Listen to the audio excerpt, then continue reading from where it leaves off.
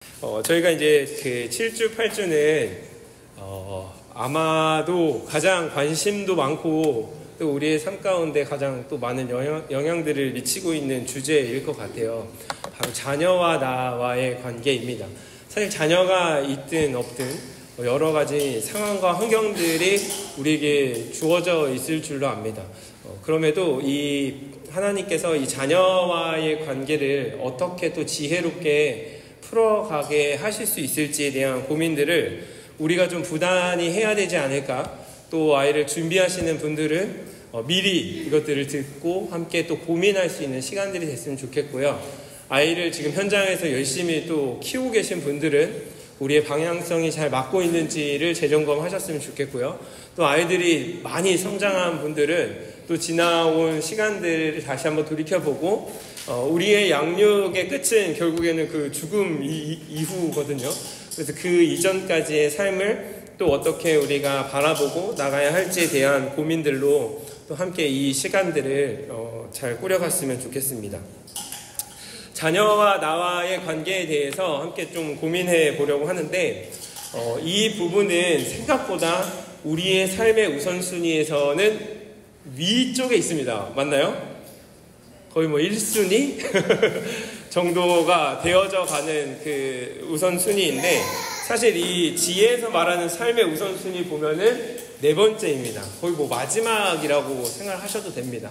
그래서 어떤 부분들을 우리가 우선시해야 하고 그 관계를 맺어가야 하는지의 단계들을 잘 밟지 못하고 사실 이 4번째에 있는 우선순위가 1번 혹은 2번으로 와버리는 순간 나와의 관계나 남편과의 관계가 무너질 위험들이 있다라는 것들을 우리가 잘 살펴보아야 합니다. 뭐 이거는 사실 드니스 여사가 우선순위를 나눈 거긴 하지만 성경 전체의 맥락을 보더라도요, 하나님과 나와의 관계가 제일 우선시 되는 것은 맞고요. 그리고 나 자신을 사랑해야 다른 타인을 사랑할 수 있기 때문에 2번째가 나 자신이라면 하나님이 한 몸 이루게 하신 남편, 그리고 우리에게 허락하신 축복의 선물이라는 관점으로 보면은 자녀가 4번째가 맞다라는 것을 우리가 알 수 있습니다. 그래서 이 자녀와의 관계가 조금 어려운 이유를 제가 좀 곰곰이 살펴보고 묵상을 해보면서 남편과는 완전히 반대의 경우에 있다라는 것을 알게 되었습니다. 뭐였냐면 남편은 생각을 해보면 완전한 타인입니다. 완전한 타인인데 성경에서는 그 남편과 하나됨을 이루라 라고 이야기를 하고 있어요. 그런데 자녀는 반대예요. 어떻게 보면 특별히 여성분들에게는 그 출산을 하기 전 임신하는 과정들 속에 한 몸을 이루잖아요. 자녀들과 한 몸을 이루었던 그 자녀와 타인이 되는 그 과정이 자녀와의 관계다. 그러니까 완전히 반대라고 생각을 하시면 되겠습니다. 근데 우리의 삶의 방식과 또 생활을 다시 한번 좀 반추해 보면, 돌이켜 보면요, 오히려 남편은 더 남이 되고 있고 그리고 자녀는 더 나와 하나 되고 있는 모습이 있지 않나. 사실 이것은 성경적인 관점은 아니다라는 것들을 우리가 다시 한번 좀 생각해 보아야 한다라는 것이죠. 하나 되어서 분명히 태어나기는 했지만 하나님이 원하시고 기뻐하시는 하나님 나라의 한 명의 독립된 인격체로서 존재로서 세워가는 게 결국 자녀와 나와의 관계입니다. 하나인 것 같지만 그 타인으로서 어떻게 우리가 세워갈 수 있을지에 대한 그런 고민들을 해나가는 게 저는 핵심이라고 생각을 해요. 그래서 남편과의 관계에서 가장 중요한 게 떠남이라고 했잖아요. 부모와의 떠남. 그러니까 아버지와 어머니에게서 떠나서 한 몸을 이룰지라라고 이야기를 했는데 자녀는 그렇다면 반대입니다. 떠나 보내는 게 핵심이다라는 것이죠. 그들과 계속해서 긴밀한 관계들을 어떻게든 유지하려고 하는 것이 아니라 어떻게 하면 지혜롭게 그 자녀들을 떠나 보낼 수 있을지에 대한 고민이 우리의 그 전체적인 자녀와의 관계에서의 방향성이다라는 것들을 생각해 보면서 함께 살펴보도록 하겠습니다. 성경적 세계관으로 우리가 또 자녀에 대한 것들도 바라보아야 합니다. 하나님께서 창조시에 이 자녀를 어떻게 주셨고 어떤 의미로 허락하셨는지를 다시 한번 살펴보고, 그리고 그럼에도 불구하고 자녀와의 관계 속에 어려움이 생기고 우리의 삶 가운데 자녀를 통한 문제들이 생기는 이유가 무엇인지에 대한 부분들을 살펴보면 그 안에서 예수 그리스도를 통한 그 구원의 은혜와 감격을 누려 살아가는 것이 바로 하나님의 말씀대로 살아가는 것이며, 이것이 결국에는 성경적인 렌즈를 끼고 자녀와의 관계를 바라보게 되는 것입니다.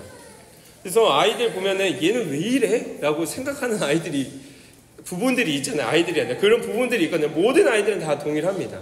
왜냐하면 타락한 존재이기 때문입니다. 그래서 그 타락한 부분 안에서의 우리가 어떠한 하나님의 그 구속함을 입어 나갈 수 있을지에 대한 고민들을 해가는 것이 중요하고, 그 관계 안에서도 우리의 죄 때문에 잘못 인식하고 있는 부분들이 많다라는 것을 우리가 인정하고 나아가는 게 중요하거든요. 그래서 세속적인 세계관에 우리는 굉장히 큰 영향을 받고 있다라는 것부터 우리는 시작할 수 있을 것 같습니다. 물질주의와 성공주의 그리고 개인주의, 이 세 가지의 특징을 한번 가지고 와봤는데요. 다 동일한 맥락이라고 생각하시면 될 것 같아요. 특별히 우리가 살아가는 세상 속에서는 돈이 주인인 사회 속에 살아가고 있습니다.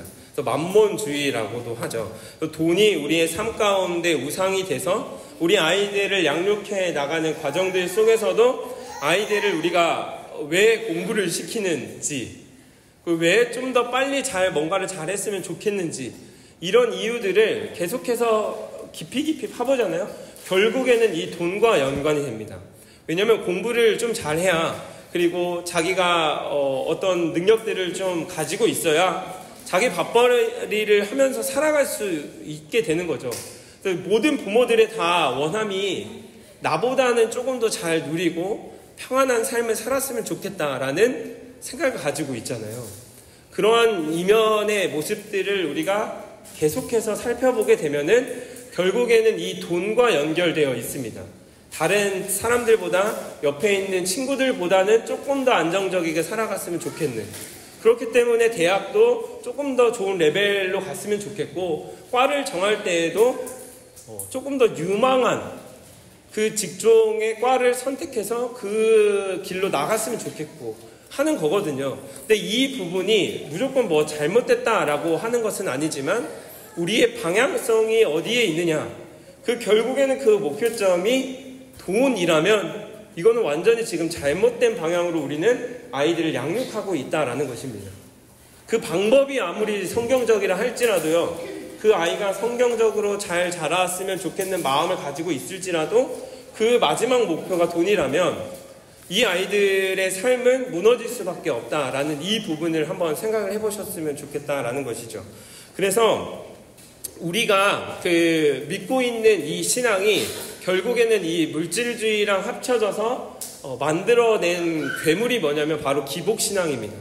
예수 믿으면 복받고, 예수 잘 믿으면 뭐 좋은 대학 가고, 예수 믿으면 좋은 직장 가고, 돈 잘 번다 라는 이런 부분들, 조금 더 기도하면은 뭐 하나님이 더 잘 들어주시고, 내가 뭐 며칠 동안 금식 기도를 했더니 이런 것들이 이루어지고, 이런 부분들이 사실 실상을 이렇게 살펴보게 되면은 우리의 원함이 하나님이 아닌 어떤 물질적인 것에 있었다라는 것을 발견할 수 있게 된다라는 거죠.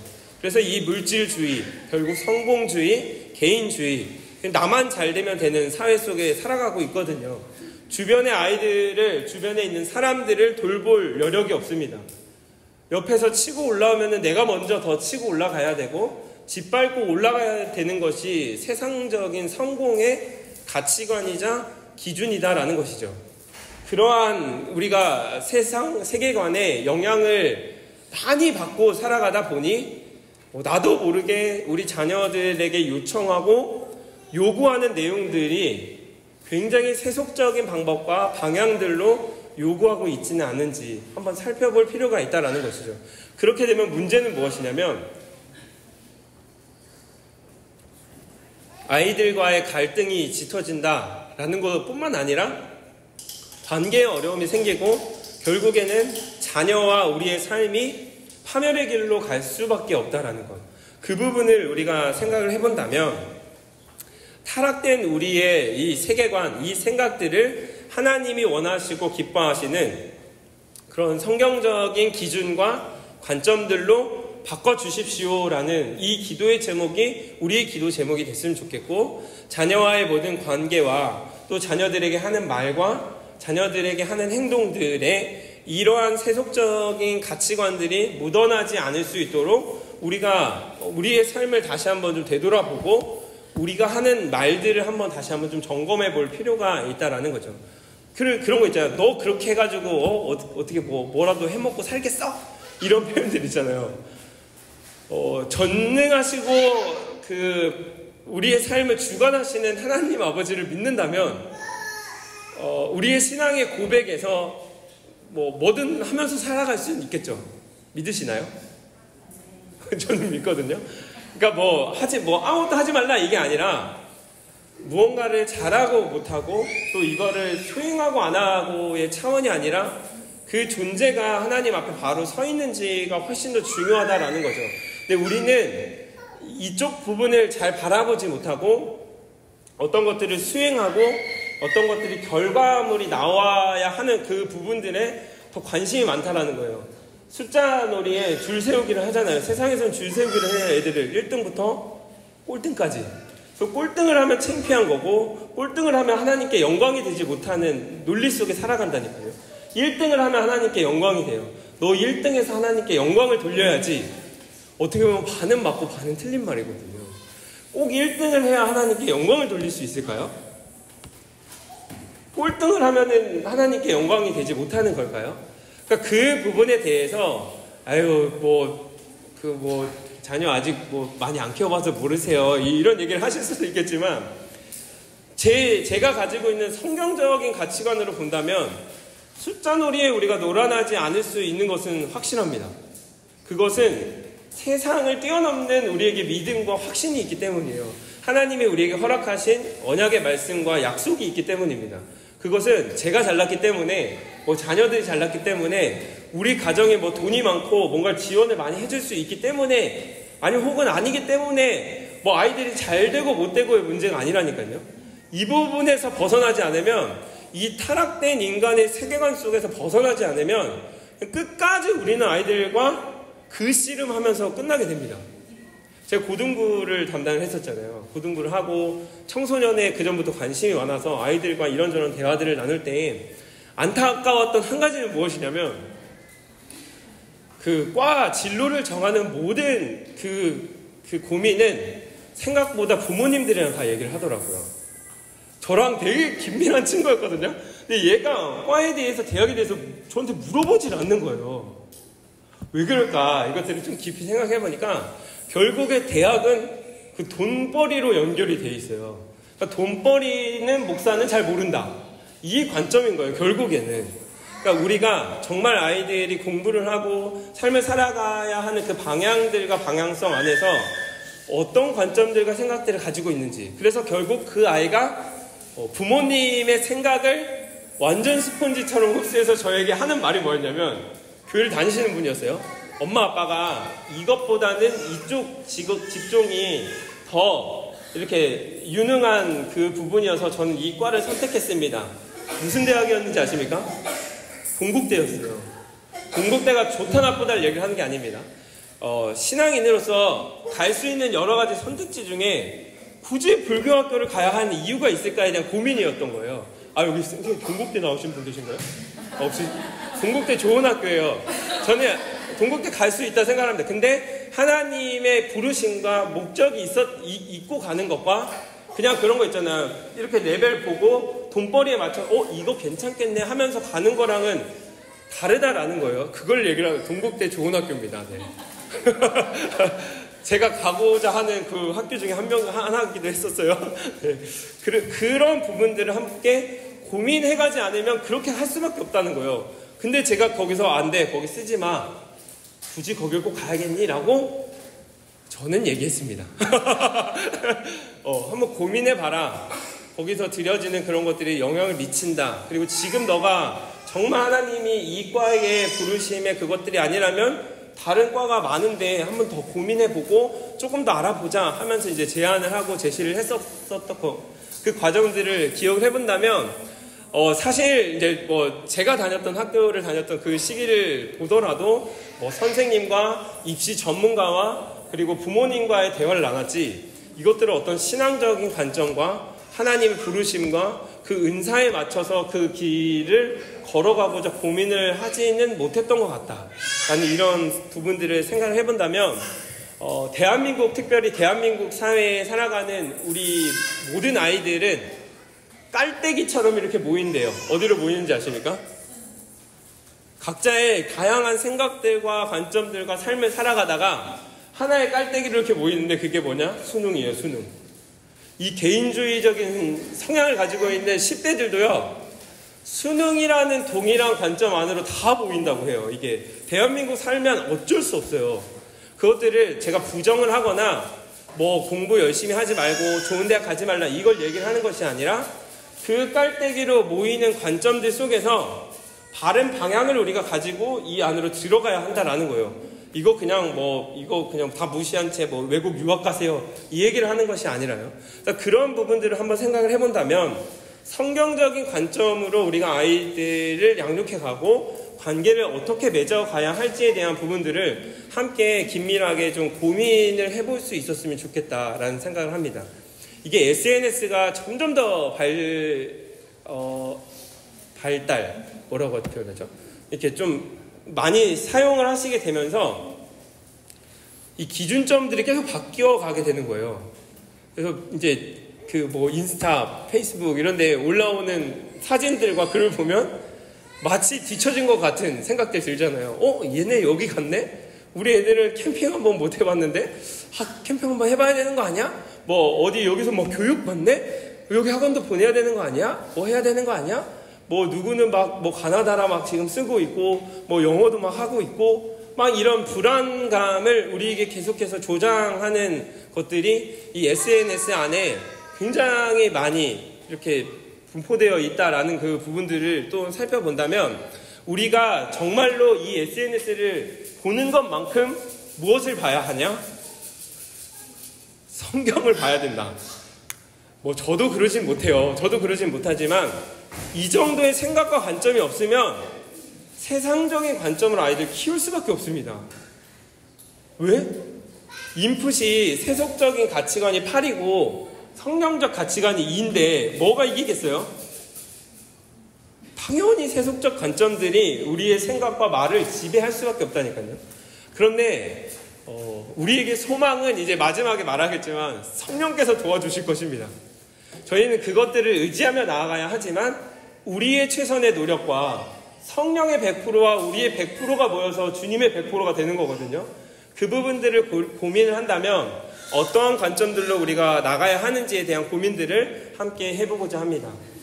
이 성경적 관점에서 자녀들을 바라볼 때에 가장 중요한 핵심은 결국엔 이 부분입니다. 같이 한번 읽어보겠습니다. 시작.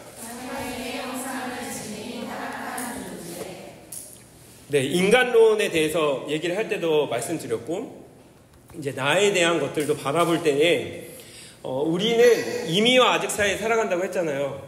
예수님이 이 땅에 이미 오셔서 우리는 구원받았지만 다시 오시는 그 시간까지 아직 그 중간 어딘가에 우리는 살아가고 있기 때문에, 우리 인간은 삶을 살아갈 때에 하나님의 형상을 지닌 부분들도 발현되지만 분명히 우리 안에 타락한 존재로서의 영향들을 미치고 있다라는 것을 인식하면요, 자녀를 바라볼 때도 동일합니다. 자녀를 바라볼 때 어떤 부분은 되게 괜찮거든요. 그죠? 어떤 부분은 와, 정말 얘가 이렇게까지 하는 부분이 있는가 하면, 어떤 부분은 얘는 진짜 누구 배에서 태어난 거야, 누구 닮았어, 이런 모습들이 있거든요. 결국에는 하나님의 형상을 지닌 타락한 존재이기 때문입니다. 육아를 하고 자녀와의 관계에서 이 부분의 인식이 진짜 중요한 이유는 무엇이냐면, 이 육아 컨텐츠를 이제 보더라도 이제 이 관점을 가지고 컨텐츠를 보셔야 합니다. 저는 컨텐츠 보는 거 나쁘다고 생각하지 않습니다. 뭐 다양한 방법들을 많이 도움을 받으셔도 되지만 무분별하게 습득하는 거는 이게 문제입니다. 그래서 이거 있잖아요. 아니, 오은영 박사는 이렇게 하라던데? 이게 진짜 제일 나쁜 거예요. 나쁜 거라기보다는 제일 우리의 육아관을 망치는 방법입니다. 그 어떤 거는 오은영 박사 하라는 거 하고 어떤 거는 또 따르게 하고 막 이렇게 하다 보면은 이게 아이도 혼란이 오고 본인도 혼란이 옵니다. 누구는 수면교육 하면서 뭐 애들 재울 때 그냥 끝까지 버티라고 하고, 누구는 수면교육하고 애들 막 울면은 막 애 성격 나빠진다. 막 그래서 아내랑 저도 막 들어갈까요? 말까요? 처음에 하이미 할 때 들어갈까요? 지금일까요? 15분 됐는데 5분만 더 버틸까요? 막 그러고 있을 수밖에 없다니까요. 이게 저만 그러나요? 근데 이 관점을 명확하게 가지고 이제 뭐 콘텐츠를 보더라도 이것들을 분별할 수 있는 지혜가 좀 필요해요. 그래서 저희는 그냥 어떻게 했냐면 삐뽀삐뽀만 본다. 굉장히 제가 봤을 때는 성경적이에요. 부모의 권위를 굉장히 우선시하고요. 자녀가 아까 말했던 그 떠나보냄에 대한 분명한 철학이 있으시더라고요. 그분이 교회를 다니는지 안 다니는지는 잘 모르겠지만 저는 그 두 가지 관점이었어요. 부모의 권위와 자녀를 떠나보내기 위한 과정들로 독립적인 인격체로 세워야 한다. 저는 이 부분이 너무 마음에 들어가지고 이제 그 콘텐츠를 많이 봤는데 동일합니다. 그래서 하나님의 형상을 지닌 타락한 존재로 인식을 한다면 무한정한 사랑을 주라고 하는 사람들도 있습니다. 무한정한 것들을 그냥 다 허용하고 뭐 받아들이고 하는 부분들을 이야기를 할 때에, 근데 성경적인 관점을 보면은 인간은 타락한 존재로서의 어떤 부분들이 있다라는 것들을 인식하고 인정을 한다면 그 부분에 대해서는 우리가 허용을 하지 말아야 한다라는 거죠. 그래서 그 말씀의 기준에 따라 우리가 무한한 사랑과 조건 없는 것들을 부어주어야 할 때와 선을 그어줘야 할 때를 명확히 나눌 수 있는 것. 저는 이게 끝인 것 같아요. 육아는. 양육의 핵심은 이거지 않나. 그래서 이거는 성격이 아닙니다. 그러니까 성격이 좀 더 날카롭고 명확한 사람들이 뭐 아이들을 뭐 하지 못하게 하고 뭐 그게 아니라 타락한 존재로서 더 나아가는데 죄를 짓고 있는 아이들의 모습을 보고도 그냥 내버려 두는 건 그거는 사실은 방관이에요. 그건 사실 나쁜 겁니다. 나쁜 거. 그러니까 우리가 하나님이 우리에게 우리 아이들을 보호하고 바른 방향으로 양육하기 위한 책임을 우리가 허락했다면 잘못된 방향으로 나아가는 것들을 끊어줄 수 있는 그런 힘과 능력을 달라고 기도해야 되는 게 맞습니다. 저는 성격이 원래 애들한테 그런 말을 잘 못해서요. 이게 이렇게 되면은 그냥 그 아이는 그냥 그 방향으로 그냥 쭉 나아갈 수밖에 없어요. 그렇게 해놓고 애들에 대해서 너는 누가 이렇게 해가지고 그렇게 했니? 라는 부분들을 우리가 아이들에게 그 책임을 전가를 하거나 심지어 뭐 유치원이나 기관의 탓으로 돌릴 때도 되게 많습니다. 너 그거 어디서 배워왔어? 이런 저도 그래요. 근데 저도 그런 게 조금 이상한 행동만 하면 얘가 이걸 어디서 배웠을까? 막 이런 의심부터. 그런데 진짜 곰곰이 생각해보면 우리가 아이들에게 하는 말과 그런 행동들과 방향들이 바른지에 대한 것들을 먼저 분별하지 않으면 다른 사람들한테 책임 전가할 수밖에 없다라는 거예요. 그래서 그 부분들을 정말 긴밀하게 말씀 안에서 우리가 치열하게 고민을 해 나간다면 우리가 양육을 해 나가는데 아주 중요한 포인트들을 잘 얻어갈 수 있지 않나라는 생각을 합니다. 그래서 부모 사명 선언서를 성경적인 관점 안에서 우리가 하나 둘씩 이렇게 세워가는 것이 중요합니다. 왜냐면 이게 생각보다, 생각을 해보세요 한번. 이제 아기를 낳고 와서 눈을 떠보니 지금이에요. 맞나요? 아니요? 저만 그런가요? 이게 그래도 지금 아이를 이제 출산을 하고 준비를 하고 계신 분들이 더 유리합니다. 이유는 뭐냐면 이 예습이 좀 필요해요. 이게 미리 마음의 준비도 좀 필요하고 고민을 좀 하고 나서 이걸 했어야 되는데 일단은 막 그 아기 낳는 거 막 준비하는 거에 막 하다 보니 무슨 거기에 사명선언서가 뭐 그런 게 어딨어. 그냥 이렇게 하다가 낳는데 낳다 보니 얘는 왜 이러고 나는 왜 이러고 막 그냥 눈물만 나는 거죠. 이유는 이 관점이 없기 때문이에요. 방향성이 상실되었기 때문이고, 그 방향성은 SNS가 다 만들어줍니다. 여기 가야 좋은 엄마야. 여기 이거 학원 안 보내면 나쁜 엄마야. 이거 애 이제 뒤쳐져. 이거 하는 게 방향성이 돼버려요. 이 학교 가야 돼. 뭐 어디 가야 돼. 뭘 해야 돼. 이게 방향성이 돼버리는 순간 이제 뭐 이 방향성이 잃게 되는 거거든요. 그래서 이 부모 사명 선언서를 바르게 세워가는 게 굉장히 중요한데, 감사한 것은 무엇이냐면 하나님이 우리에게 이미 신명기 6장의 그 말씀을 허락해 주셨다라는 것입니다. 같이 한번 신명기 6장 4절부터 6절까지의 말씀을 읽어보도록 하겠습니다. 시작.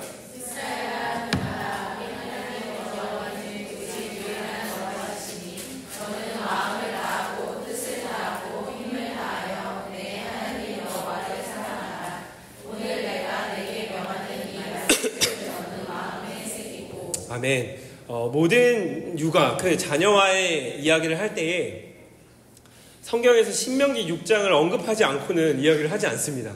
그 정도로 아주 중요한 말씀이기도 하고요. 여기 신명기 6장에 보면요, 뭐라고 이야기를 하냐면 아이들과의 관계를 이야기를 하기 이전에 되게 성경적이에요. 이게 성경이죠. 이게 성경적인 관점으로 보더라도요, 부모 자신을 위해서 해야 할 일을 먼저 이야기를 합니다. 첫 번째가 뭐냐? 하나님을 사랑하라. 주 너의 하나님을 사랑하라 라고 명령을 하는 것이 자녀에게 이야기하고 있지 않고 우리에게 이야기를 하고 있다는 거예요. 부모된 우리에게 너가 먼저 하나님을 사랑해라. 그리고 두 번째는 말씀을 새겨라. 마음에 새겨라. 이 새기다라는 것은 정으로 돌을 이렇게 파가지고 말씀을 새겼던 것처럼 우리 마음판에 하나님의 말씀을 새겨라라고 이야기를 하고 있다는 것입니다. 그래서 그러니까 자녀와의 관계, 사실 하나님과의 관계로 첫 번째 우선순위가 가겠죠. 하나님을 사랑하고 말씀을 잘 새길 수 있는 사람이 좋은 바른입니다. 그 하나님의 말씀에 따른 바른 관계를 맺고 그 육아를 해나갈 수 있게 된다라는 겁니다. 이 부분은 다른 여지가 없어요. 왜냐하면 그 하나님의 말씀을 모르는데 하나님의 뜻대로 살아간다는 게 정말 쉽지 않거든요. 그래서 우리는 계속해서 우리의 마음판에 그 말씀을 새길 수 있는 방법들과 그때 말했던 울타리를 만들어가는 게 굉장히 중요합니다. 혼자서 안 되면 같이 해야 돼요. 같이. 그래서 여기 계신 분 중에 한 분은 그 유모차 밀고 말씀 암송하는 클럽에 또 갔다 오셨더라고요. 그렇게 유모차 밀고 말씀이라도 다 같이 암송하고 정말 같이 말씀을 묵상하고 지금 필사를 하시는 분들 계시고 하는데, 이 울타리를 만들어서 이 말씀 안에서 우리가 떠나지 않도록 하는 게 제일 중요합니다. 이거는 어떤 짐이나 여러분들에게 과제를 이렇게 짊어드리려고 하는 것보다는 자유함을 드리고 싶은 거예요. 이 육아의 과정들 속에 자녀와의 양육, 그리고 자녀를 지금 소망하면서 나아가는 과정들 속에서 우리의 자세와 그 방향성들을 맞춰갈 수 있는 유일한 방법입니다. 저는 지금껏 그러지 못했는데요. 지금부터 하시면 됩니다. 지금부터라도 우리가 하나님 말씀 앞에 그 기준을 세우는 게 제일 중요하고요. 두 번째는 무엇이냐면 같이 7절부터 9절 읽겠습니다. 시작.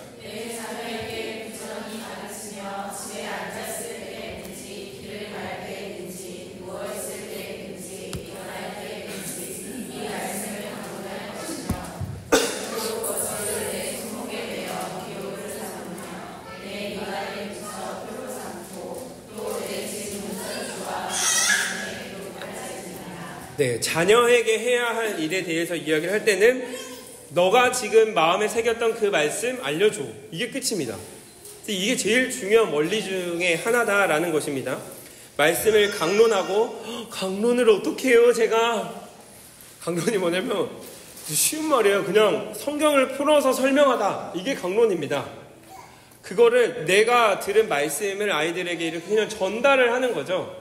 그냥 오늘 엄마가 이런 말씀 읽었는데 이런 말씀이 이렇게 있다더라 라는 것들을 알려주거나, 요즘 컨텐츠가 얼마나 많아요. 좋은 동화책, 성경 동화책을 읽어주면서 우리도 이런 삶을 살아가자라고 이야기를 하는 거. 그게 결국에는 그 강론이거든요. 근데 여기에 보면은 뭐 손목에도 메고 미간에도 붙이고 뭐 문설주에도 뭐 이렇게 해가지고 우리 아이들이 말씀 가운데 잘 거할 수 있도록 그 환경들을 만들어줘라라는 것들을 이야기를 합니다.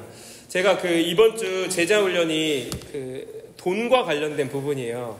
제자의 온전한 재정관인데 그 부분을 준비하면서 돈과 영성이라는 폴 트립의 책을 읽었는데 그 책 2장에 뭐라고 표현이 되어 있냐면 내 돈의 씀씀이는 나의 정체성이다.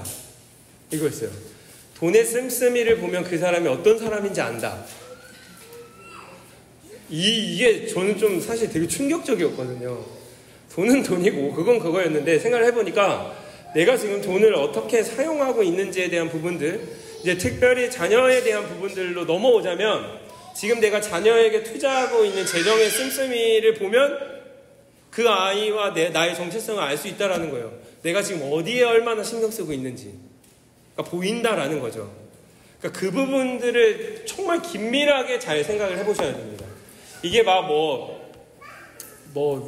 교회 용품을 많이 사라 이 말이 아니에요. 근데 우리가 생각보다 시간을 투자하고 재정을 투자하는 방향성이 말씀 안에 이런 바운더리들을 만들어주는 거에 굉장히 소극적이에요. 교회에서 해주지 않으면 하지 않습니다. 오히려 교회 탓을 해요. 왜 교회에서 이런 거 안 해줘요? 왜 이런 거 안 해주세요? 라고만 하지 우리가 뭔가 이 부분들을 한번 고민해보고 만들어가려는 것들이 전무하다 보니 이게 없는 거예요. 그런데 그 안에서 이 아이는 성경적으로 바른 아이가 됐으면 좋겠다. 저는 약간 마법 같거든요, 이게. 마술을 부려주세요. 교회에서 1시간 내가 애들 보낼 테니까 마술 한 번만 보여주세요. 1시간 이게 예배 준비 잘해가지고 우리 애들 신앙 좀 좋게 해주세요. 이거 똑같다니까요. 이 부분을 한번 정말 긴밀하게 고민을 해보면서 우리의 방향성을 저는 잘 잡아갔으면 좋겠습니다. 그게 결국에는 손목에도 메고 미간에도 붙이고 문설주에도 붙이고 해가지고 아이들이 말씀의 바운더리 안에 우리가 함께 그것들을 양육해 나갈 수 있는 그런 공동체 안에 계속해서 그것들을 해나가자라는 부분들을 한번 살펴볼 수 있으면 좋겠습니다. 그래서 자녀들을 위해서 우리가 해야 할 일은 무엇이냐? 같이 한번 읽어보도록 하겠습니다. 시작. 네, 이 한 문장이 이제 핵심입니다. 아이들을 떠나보냄. 그게 그냥 단순히 집에서 너 20살 되면 나가. 이제 내가 너 다 키웠으니 나한테 돈 요청하지 마. 이걸 얘기를 하는 것이 아니라 하나님 나라의 위대한 일들을 감당할 수 있도록 준비를 시켜준 다음에 우리가 떠나보내야 하는 거죠. 그 떠나보내면 시간이 언젠지는 알 수 없습니다. 이게 오히려 되게 빨라질 수도 있어요. 기숙사 학교를 간다던가 굉장히 다양한 상황들 유학을 간다던가 결국에는 나에서 물리적인 떠남의 시간들이 언제 올지 모른다라는 거죠. 그게 길어질 수도 있어요. 그게 얘는 언제 가나 생각할 수도 있을 정도로 길어질 수도 있겠지만 우리에게 필요한 것은 짧으냐 기냐는 문제가 아닙니다. 길 수도 있어요. 짧을 수도 있지만 하나님 나라의 일들을 감당할 수 있도록 우리가 잘 준비시켜주는 방향들로 우리가 나아갈 수 있느냐라는 부분들을 생각을 해본다면 이 드니스 여사도 뭐라고 표현을 하냐면 하나님 나라의 그런 목적을 이룰 수 있도록 책임질 수 있도록 양육해야 한다. 육체적, 정서적, 사회적, 영적으로 자녀를 세워가는 것이 우리의 목적이다라고 이야기를 하고 있습니다.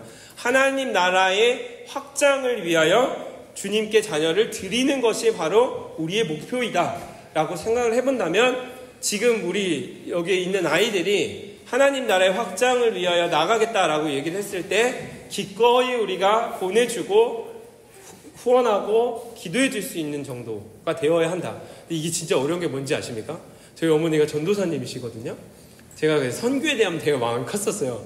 난 선교사가 되겠다. 이랬을 때 엄마가 나는 너가 선교사가 안 됐으면 좋겠다. 그러니까 엄마의 마음인 거예요. 그건 물리적으로 떨어져 있을 수밖에 없고 어떤 상황과 환경 속에 나갔을 때 뻔히 고생할 거 아는데 저는 이게 하나님이 원하시는 길입니다. 이 길을 걸어가야 합니다. 라고 얘기를 했을 때 부모된 마음으로서 누가 그것을 기쁘게 하겠어요. 그럼에도 불구하고 우리에게 주어진 목표, 자녀들을 향한 하나님의 원함은 이것이다 라는 것들을 인식하고 하는 거랑 그때 가서 그거를 하는 거랑 완전 차원이 다릅니다. 그때 가서 이렇게 해야 돼 하면서 주변 사람들이 막 말려 이렇게 해도 그게 안 돼요. 근데 지금부터라도 저는 이게 진짜 그래서 지혜의 편에 있지 않나. 자녀와의 관계. 이게 지혜입니다. 자녀를 양육해 나갈 때에 가장 큰 지혜와 열매임을 기억을 한다면 전 담임 목사님께서 그 ACS 입학 예배 때, 개학 예배 때 하셨던 설교가 아직도 생생하게 기억에 남는 게 뭐였냐면 요셉에 대한 이야기를 하면서 요셉은 본인이 원하는 꿈 그리고 아빠가 원하는 꿈을 꿨던 게 아니라 하나님이 원하시는 꿈을 꿨다. 하나님의 꿈을 꿨다. 그래서 하나님의 꿈대로 요셉은 그 일들이 이루어지거든요. 그러면서 우리 아이들이 본인이 원하는 꿈이나 혹은 부모가 원하는 꿈을 꾸는 게 아니라 하나님이 원하시는 꿈을 꾸는 사람들을 이 학교에서 배출해내고 싶다. 이 설교를 하셨는데 저는 그게 제 마음속 기준이 됐어요. 예전에는 아이들한테 물어보잖아요. 너 뭐가 되고 싶어? 라고 물어봤거든요. 그래서 되게 잘 물어봐요. 이렇게 좀 이렇게 어색한 상황에서도 계속 물어보는데 뭐 경찰이요, 뭐 대통령이요, 뭐 의사요 이런 거를 그냥 얘기를 하는 게 아이들이 그 생각이 있느냐 없느냐를 우리는 또 어른들은 어떻게 하는지 아십니까? 또 칭찬을 해요. 아이고 너는 되고 싶은 게 있구나. 그래도 그래 목표가 있구나. 너는 이렇게 그러면 이 방향을 위해서 기도하고 공부하면 되겠네. 그리고 또 그런 꿈을 가지고 있잖아요. 그러면 부모들도 안심합니다. 왜? 얘가 하고 싶은 게 있으니까. 근데 얘는 하고 싶은 것도 없고 하고자 하는 의지도 없고 막 이런 애들이 있으면 속 터지거든요. 근데 본인의 일을 잘하고 있는 애들이 있으면 또 마음을 놓는다라는 것도 하나님이 원하시는 방법은 아니겠다라는 생각을 하게 된 겁니다. 그게 하나님이 원하시는 꿈인지 그 영혼을 향한 하나님의 바른 방향인지 아닌지에 대한 것들을 함께 고민하고 분별해야 하는데 우리의 언어로 이미 그 아이를 칭찬하고 있다면 그것은 그 아이에게 하나님이 원하시지 않는 꿈일 수도 있지만 너가 꾸고 싶으면 그 꿈 마음껏 꿔. 내가 마음껏 지원해줄게, 지지해줄게가 될 수도 있다라는 겁니다. 그래서 이 부분을 잘 긴밀하게 우리가 생각을 하지 않는다면 우리가 가지고 있는 시간과 그 재정이 엄한 데에 투자될 수 있다라는 것들을 생각해 볼 수 있다라는 거죠. 그래서 우리에게 필요한 것은 하나님의 위대한 일들을 우리 자녀를 통해 어떻게 행하여 가실지를 꿈꾸게 하는 것. 그 부분들을 한번 잘 고민해 보셨으면 좋겠고요. 그래서 그 외국에서는 그 헌화식 세레모니를 굉장히 많이 합니다. 이거는 유아 세례랑은 달라요. 유아 세례의 중심은 아이입니다. 아이. 근데 이 헌화식의 중심은 누굴까요? 부모예요. 부모. 부모로서의 이 아이에 대한 책임을 내가 하나님 앞에 다 하겠습니다라는 것들을 이제 모든 사람들 앞에서 이제 다짐하고 그 하는 거거든요. 그래서 이 헌화식이 그냥 그 단어 표현으로 보더라도 아이를 드립니다라는 표현이에요. 우리 아이를 하나님께 드립니다. 마치 한나의 고백처럼요. 사무엘을 하나님께 바칩니다. 드립니다. 라는 것처럼요. 그래서 이 헌화식을 하는 게 저는 되게 중요한 것 같아요. 이게 저희 교회에서는 이 헌화식이 조금 축소돼서 아기 축복으로 하잖아요. 그래서 뭐 아이를 위해서 같이 모든 성도들이 축복해주고 기도하지만 저는 아쉬운 거는 거기에 부모의 고백이 없어요. 그 부분이 저는 이 헌화식의 핵심이라고 생각을 하거든요. 그래서 필요하다면 지금도 늦지 않았습니다.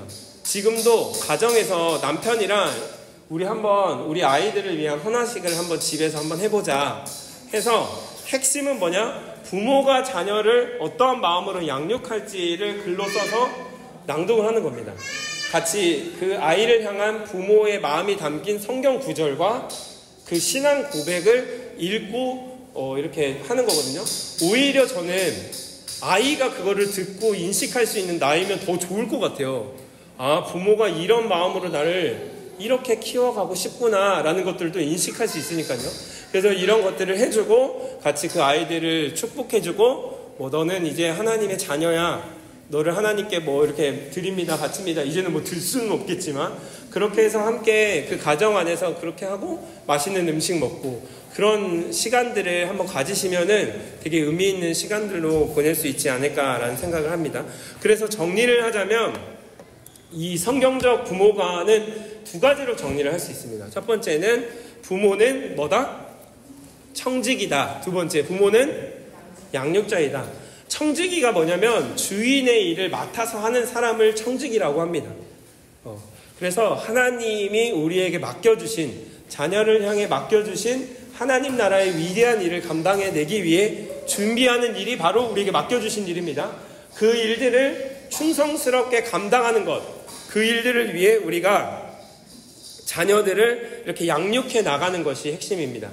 그 일들에 우리가 잘 해나갈 수 있도록 부모에게 허락하신 중요한 선물이 있습니다. 그 선물이 뭔지 아십니까? 바로 권위예요, 권위. 고종일 목사님이 그 부모 강의를 할 때에 이 권위에 대한 이야기를 하면서 부모에게 양육의 책임을 넘겼을 때 하나님이 우리에게 주신 선물이다라고 이야기를 합니다.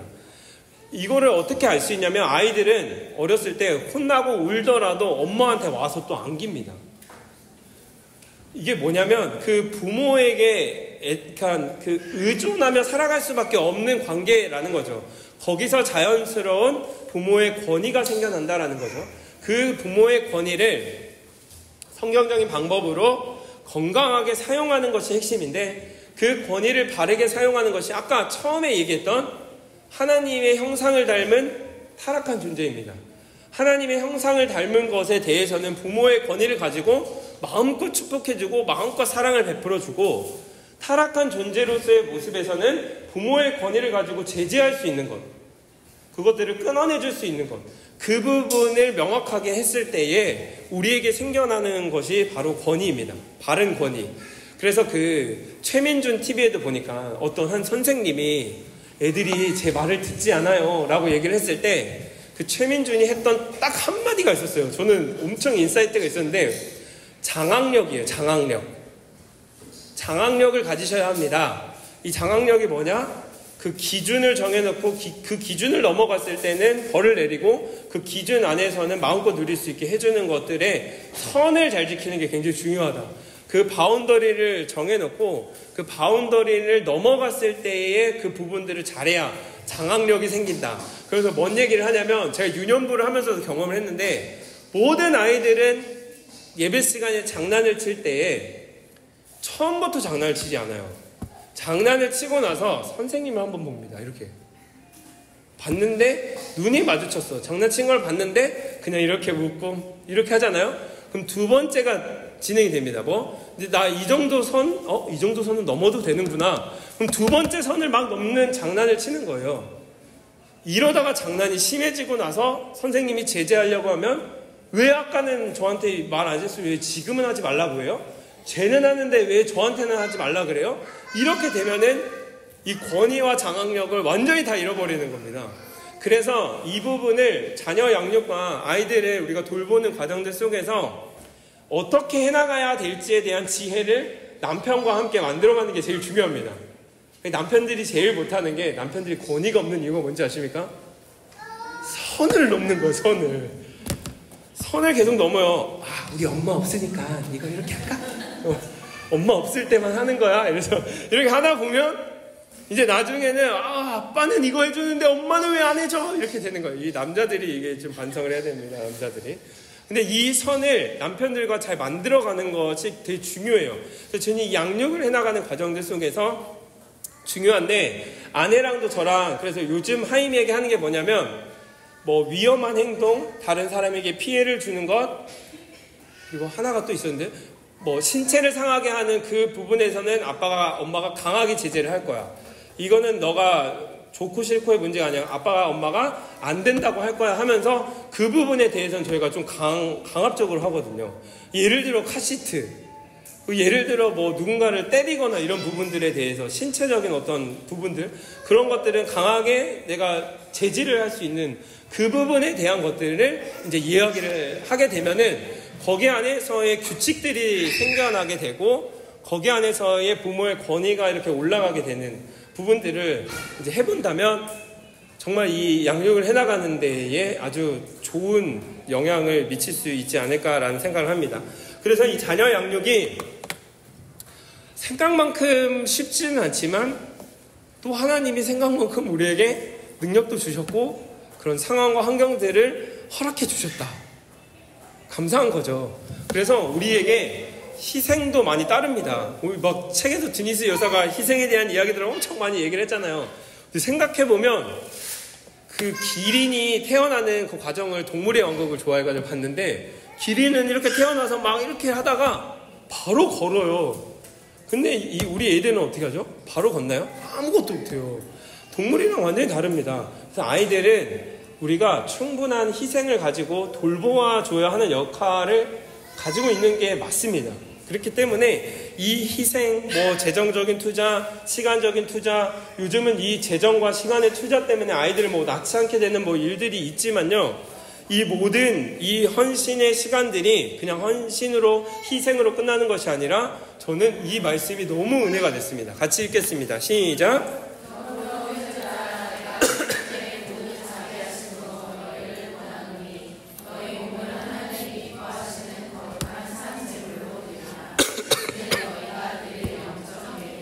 아멘. 그래서 뭐라고까지 표현할 수 있냐? 헌신은 우리가 드리는 예배다라고 이야기를 할 수 있다. 자녀의 모든 관계와 양육의 모든 순간들이요, 그냥 힘듦과 희생으로가 아니라 하나님 앞에 올려드리는 예배가 될 수 있다고요. 하나님을 알아갈 수 있는 그런 접점이 될 수 있고, 이 드니스 여사가 어떤 표현을 했죠? 이렇게 가는 뭐라고 했죠? 우리를 이제 가는 하늘의 사포? 천사들의 사포라 그랬나요? 우리의 모난 부분들을 자녀들을 통해 발견하게 되고 그것들을 깎아 나가는 그런 과정들로서 우리가 우리의 몸을, 우리의 그 자녀들과의 시간들을 하나님께 올려드릴 수 있는 영적 예배로 드릴 수 있다라는 이 부분이 저는 엄청난 위로라고 생각을 합니다. 그래서 직업에 대한 부분들을 지난주에 했지만요, 나는 뭐 이전에 아기 낳기 전에 했던 일들을 안 하니까 나는 아무것도 안 해. 나는 무기력해. 나는 그냥 나는 왜 이러고 있나. 그런 생각 가지실 필요가 없습니다. 지금 여러분들의 사명은 자녀를 양육해 나가는 부분이라면 이 부분은 하나님께 드려지는 영적 예배로서 사명으로서 우리가 그 시간들을 감당해내고 감내해 나갈 수 있다는 겁니다. 보다 더 기쁨과 즐거움으로 그 시간들을 구상해가고 양육해 갈 수 있는 방법들을 고민해 갈 수 있는 시간들로 세워져 갈 수 있으면 좋을 것 같습니다. 그러면서 그 희생과 희생 안에는 우리 아이들을 보호해야 하는 과정들 속에서 이 부분은 저는 되게 좀 중요한 것 같아요. 그러니까 뭐였냐면 학교 선택권이 우리에게 있다라는 겁니다. 국가가 지정해준 부모의 권리 중에 하나는 부모가 학교를 선택할 수 있는 권한이 있다라는 겁니다. 이 부분은 모두가 다 기독 대안학교 가라 이 말을 하는 것은 아닙니다. 근데 뭐냐면 선택지가 있다라는 인식을 가지고 있는 것과 그냥 저희 때는 당연히 그냥 초등학교 가까운데, 중학교 가까운데, 고등학교는 본인이 뭐 시험을 하든 뭐 하든데, 그리고 대학을 선택해서 갔잖아요. 근데 유치원부터 초등학교, 중학교, 고등학교도 다 우리가 부모의 가치관과 하나님이 우리에게 허락해 주신 그 능력에 따라서 학교를 선택해 나갈 수 있는 그 권한을 우리에게 주셨다라는 부분들을 생각을 해보셨으면 좋겠어요. 왜냐하면 이게 우리나라의 교육 시스템이 두 번의 큰 물결을 바뀌었는데 그게 뭐냐면 중등평준화와 고교평준화였어요. 이 중등고교평준화를 통해서 모든 사립학교들이 다 평준화가 됐습니다. 이제는 고등학교도 기독 고등학교를 가더라도요, 사립학교 예배를 무조건 100%가 아니라 예배 드리기 싫으면 종교 과목을 들을 수 있도록 그냥 이렇게 다 해놔가지고 이게 완전히 그 학교 분위기가 다 흐트러졌다고 하더라고요. 그리고 두 번째는 뭐냐면 교사 채용권에 무조건 기독교인을 선출할 수 없습니다. 기독교 학교인데. 왜냐? 국가의 지원을 받으니까 그거 따지지 말고 받아. 이래서 사실 기독교 사립 학교지만 그 신앙이 없는 교사들이 들어오게 됐고요. 세 번째는 뭐냐? 커리큘럼이에요. 커리큘럼이 학교가 원하는 대로 할 수 없어서 국가가 다 평준화시킨 그 커리큘럼을 사용할 수밖에 없습니다. 그래서 10년 전부터 대두된 게 기독 대안학교들이었어요. 대안학교가 없었던 건 아니었는데 이전에 우리 시대의 대안학교는 뭐였냐면 문제아들이 가는 학교였습니다. 맞죠? 대안학교 간다 그러면 야, 대안학교를 왜 보내? 막 이랬던 대안학교였는데 10년 전부터의 대안학교가 바뀌었던 이유가 거기 있어요. 교사 채용권과 커리큘럼을 우리가 원하는 대로 가져오겠다. 그 대신 국가의 지원을 못 받습니다. 그래서 대안학교들이 비싼 거예요. 원래는 초등학교 갈 때 7, 80만 원 원래는 내고 가야 되는데 국가가 세금을 통해서 이렇게 지원을 해주는 형식이거든요. 그래서 제가 얘기하고자 하는 이유는 뭐냐면 제가 LCS를 했기 때문에가 아니라 LCS 덕분에 이 말이 아니라 학교를 선택할 수 있는 권한이 있다면 핵심은 이거예요. 우리 자녀들이 가지고 있는 은사와 재능이 무엇인지 하나님이 우리 가정을 통해 하고자 하시는 사명이 무엇인지에 따라서 학교들을 한번 골라볼 수 있다는 거예요. 대신 하나님의 위임을 받아 우리가 학교를 선택하는 거겠죠. 그런 고민들을 해보다 보면은 정말 주변에 좋은 학교들 많습니다. 다만 재정적인 부분에 투자가 좀 필요하긴 한데 조정이 필요하다고 했죠. 아까 제가 얘기를 드렸던 게 돈의 씀씀이가 어떤 방향을 어떻게 나가느냐에 대한 부분들을 고민을 해본다면 우리가 어떤 가치에 어떤 것들을 어떻게 투자할 수 있을지에 대한 고민들을 하는 것과 하지 않는 것. 그렇다고 일반 학교 보내는 게 그거 말하는 게 아니에요. 일반 학교 좋습니다. 가가지고 우리 아이들이 정말 신앙적으로 아이들을 또 전도도 해오고 각자의 재능과 상황들 속에서 그 아이들을 이끌어올 수 있는 역할들을 누군가는 또 해야 되거든요. 그 사명과 그 역할들이 있다면 가야죠. 일반 학교도 가고 대안학교도 가고 특성화 학교도 가가지고 요즘 AI 쪽도 있고 막 그런 것들을 다양하게 알아보시고 그런 것들을 선택해 나가는 것도 부모의 역할이더라고요. 왜냐하면 대학교는 어쨌든 본인들이 원하는 생각들이 있지만 초등학교 이전에는 부모의 역할이 굉장히 중요하거든요. 그래서 그런 부분들을 한번 생각을 해보셨으면 좋겠고, 두 번째는 말씀 기도입니다. 이 말씀을 가지고 아이들을 위해서 계속 기도를 해주는 거.